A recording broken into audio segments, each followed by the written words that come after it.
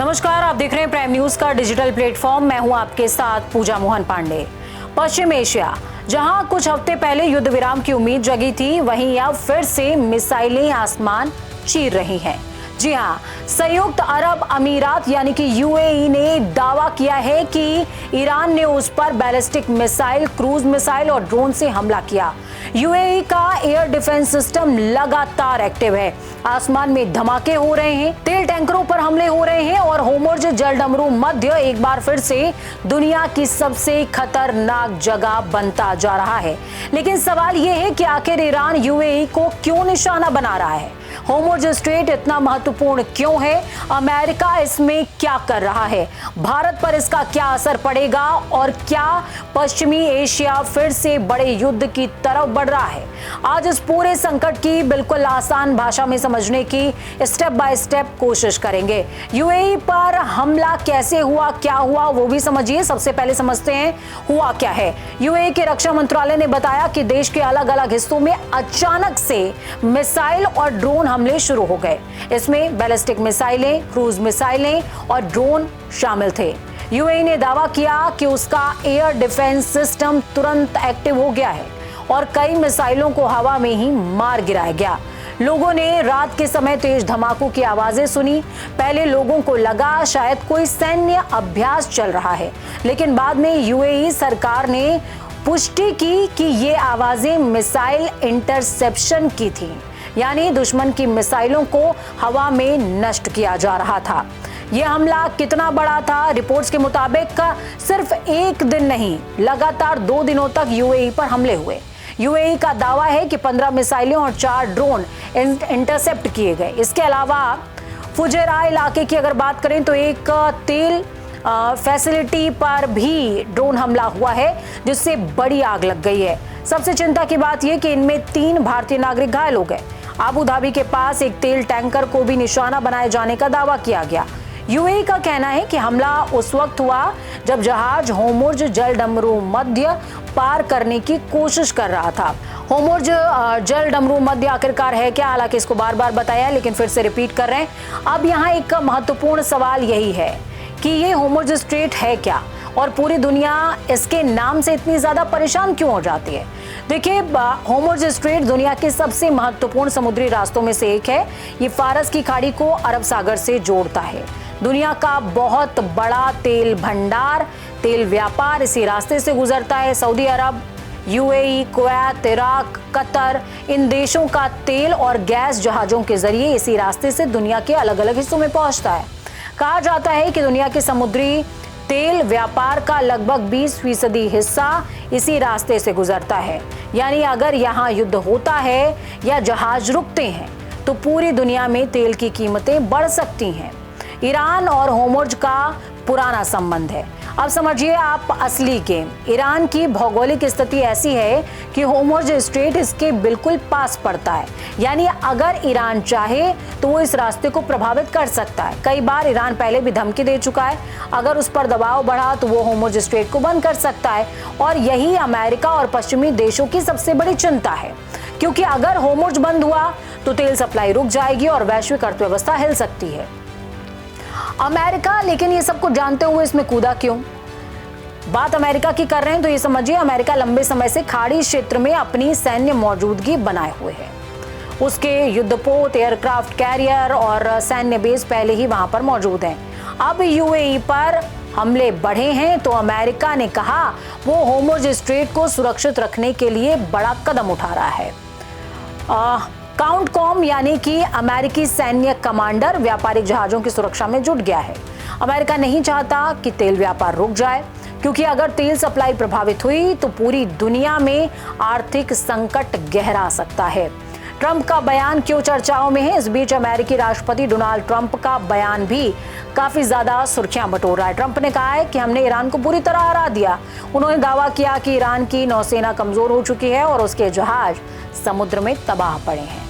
Trump ने Iran के परमाणु कार्यक्रम पर भी बेहद आक्रामक बयान दिया है। उन्होंने कहा, हम इन पागलों के हाथ में परमाणु हथियार नहीं जाने देंगे। इस बयान का सीधा मतलब ये कि अमेरिका अभी भी ईरान को सबसे बड़े सुरक्षा खतरे के रूप में देख रहा है। लेकिन ईरान क्या कह रहा है? सवाल यही है। दिलचस्प बात यह है कि ईरान ने सीधे तौर पर इन हमलों की जिम्मेदारी नहीं ली है, लेकिन उसने एक बयान जारी करते हुए कहा कि क्षेत्र में तनाव के लिए अमेरिका की सैन्य मनमानी जिम्मेदार है। यानी ईरान अप्रत्यक्ष रूप से अमेरिका पर आरोप लगा रहा है। ईरान का मानना है कि अमेरिका खाड़ी देशों को अपने साथ मिला रहा है और उसके खिलाफ सैन्य दबाव भी बना रहा है और क्षेत्र में अपनी ताकत में इजाफा कर रहा है। यूएई सबसे ज्यादा निशाने पर क्यों है, यही बड़ा सवाल है। ईरान यूएई को बार बार निशाना बनाता है, लेकिन क्यों? इसके कई कारण बताए जा रहे हैं। पहला कारण अमेरिका का करीबी होना। यूएई अमेरिका के करीबी सहयोगियों में से एक है। दोनों देशों के बीच में रक्षा समझौते, सैन्य सहयोग और खुफिया साझेदारी काफी ज्यादा स्ट्रांग है, मजबूत है। दूसरी वजह तेल राजनीति। यूएई तेल बाजार में बहुत बड़ी ताकत है। अगर यूएई अस्थिर होता है तो वैश्विक तेल बाजार टूटेगा, प्रभावित होगा। और तीसरी वजह क्षेत्रीय शक्ति संघर्ष।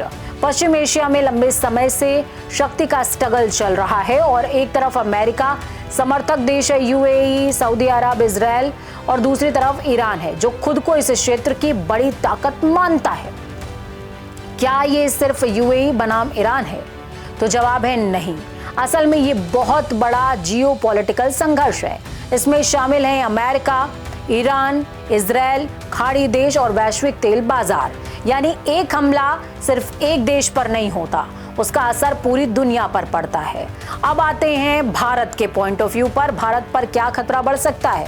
अब सबसे जरूरी हिस्सा यही है, भारत पर इसका क्या असर होगा। भारत के लिए पश्चिम एशिया बेहद इंपॉर्टेंट है।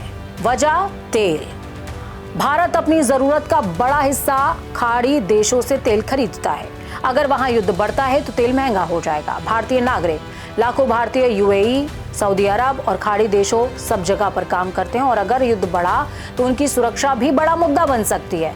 व्यापार भी, भारत का बड़ा समुद्री व्यापार इसी क्षेत्र से गुजरता है। अगर होर्मुज़ असुरक्षित हुआ तो व्यापार प्रभावित होगा। तेल की कीमतें भी बढ़ सकती हैं। आसान भाषा में आपको यही समझना चाहिए, ये आपसे जुड़ा हुआ मुद्दा है। दुनिया में तेल सप्लाई डर से भी प्रभावित होती है। अगर बाजार को लगे कि युद्ध बढ़ सकता है, जहाज रुक सकते हैं, सप्लाई कम हो सकती है, तो तेल की कीमतें बूम, इजाफा। यानी सिर्फ मिसाइल हमला ही काफी है बाजार को हिलाने के लिए। ड्रोन युद्ध का भी नया दौर है। इस पूरे संघर्ष में एक चीज जो बेहद अहम है, ड्रोन युद्ध। आजकल युद्ध सिर्फ बड़े लड़ाकू विमानों से नहीं लड़े जाते, छोटे छोटे ड्रोन भी तेल फैसिलिटी, बेसेस, जहाज और रडार सिस्टम को नुकसान पहुंचा सकते हैं। ड्रोन सस्ते होते हैं लेकिन नुकसान बहुत बड़ा कर सकते हैं। इसीलिए आज दुनिया की बड़ी सेनाएं एयर डिफेंस सिस्टम पर अरबों डॉलर रुपए खर्च कर रही हैं। बैलिस्टिक मिसाइल और क्रूज मिसाइल में भी फर्क है। अब ये आपको समझना चाहिए। बैलिस्टिक मिसाइल बहुत ऊंचाई तक जाती हैं, फिर तेजी से नीचे आती हैं। ये बेहद तेज होती हैं। क्रूज मिसाइल जमीन से करीब उड़ती हैं, रडार से बचने की कोशिश करती हैं और ज्यादा सटीक निशाना लगा सकती हैं। यानी दोनों अलग अलग बातें हैं और अलग अलग खतरा। अगर युद्ध बढ़ा तो क्या होगा, अगर हालात और ज्यादा बिगड़े तो क्या होगा। कई चीजें सामने आ सकती हैं, जिसमें तेल संकट, पूरी दुनिया में महंगाई बढ़ जाए, समुद्री व्यापार पूरी तरीके से ठप पड़ जाए, बाधित हो जाए, जहाजों का बीमा महंगा हो जाए, शेयर बाजार में गिरावट आ जाए क्योंकि वैश्विक बाजार डर से चलता है। खाड़ी देशों में अस्थिरता आ जाए जो पूरी दुनिया की अर्थव्यवस्था को प्रभावित कर दे। अब सवाल कि क्या सीज फायर खत्म हो चुका है? सबसे बड़ा सवाल भी यही है, क्या ईरान और अमेरिका के बीच युद्ध विराम अब खत्म हो चुका है? अभी आधिकारिक तौर पर ऐसा नहीं कहा जा सकता, लेकिन लगातार हमले बता रहे हैं कि तनाव तेजी से बढ़ रहा है और पश्चिम एशिया में अक्सर छोटी घटनाएं बड़े युद्ध में तब्दील होती हैं। फिर सवाल है कि आखिरकार आगे होगा क्या? 3 संभावनाएं हैं। संभावना नंबर 1, तनाव कम हो जाए, अंतर्राष्ट्रीय दबाव बढ़े और दोनों पीछे हट जाएं। संभावना नंबर 2, सीमित संघर्ष जारी रहे, ड्रोन और मिसाइल हमले चलते रहें लेकिन बड़ा युद्ध ना हो, बड़ा क्षेत्रीय युद्ध। ये तीसरी संभावना है। अगर अमेरिका सीधा शामिल हुआ या होर्मुज़ बंद हुआ तो हालात गंभीर होंगे। तो कुल मिलाकर यूएई पर हमले सिर्फ 2 देशों की लड़ाई नहीं है, ये तेल की सियासत है, राजनीति है, समुद्री व्यापार, अमेरिका ईरान तनाव और पश्चिमी एशिया की शक्ति लड़ाई का हिस्सा है। दुनिया की नज़र अब होर्मुज़ जलडमरू मध्य पर हैं, क्योंकि अगर वहां हालात और बिगड़े तो असर सिर्फ पश्चिमी एशिया तक सीमित नहीं रहेगा, बल्कि पूरी दुनिया की अर्थव्यवस्था, तेल कीमतें और भारत जैसे देशों की जेब तक पहुंच जाएगा।